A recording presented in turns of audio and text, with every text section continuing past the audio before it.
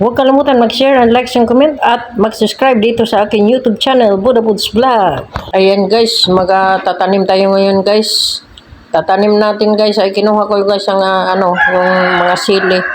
Kasi medyo hindi kagandahan kanilang tubo doon guys sa likuran ng aming bahay. Kaya, ayan, dito natin tatanim guys, dito natin ililipat kasi mas gusto ng aking mga tanim nga dito sa may main road. Ayan.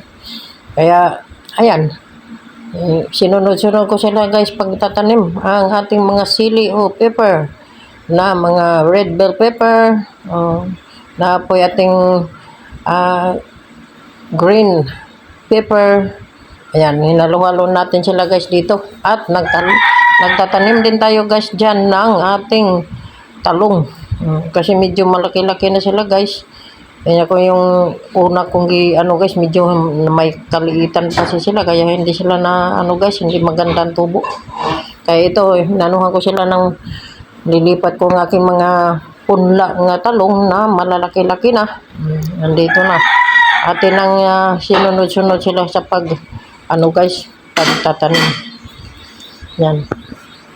Kasi maganda kasi yung guys nga dito natin itatanim kasi sila sa araw.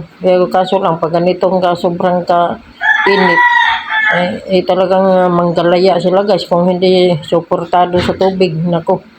Pero kung lagi mo naman dili-diligan hapon at umaga ay maganda naman guys ang labas ng ating mga tanim dito kasi yung ating labanos ay ang tataba dito guys. Ang nakaraan kong harvest, ang dami ako tinanim dito guys na labanos. Ang lalaki ng kanilang mga laman at maganda ang kanilang mga talaga tubo. Kaya lahat naman natin nanim ko dito guys, hindi katulad ng ating mga ngayon, mga okra.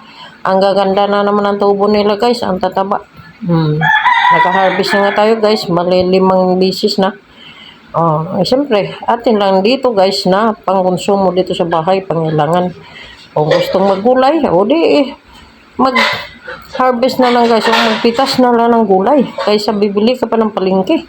Naku, magkano kaya guys pag yan ang aking mga tanim na yan na nagsibungahan ay bibili mo pa sa palengke. Naku, ginosum. Ay talagang sa panahon na ito guys, kailangan talagang maging wise tayo at masipag. Thank you for watching.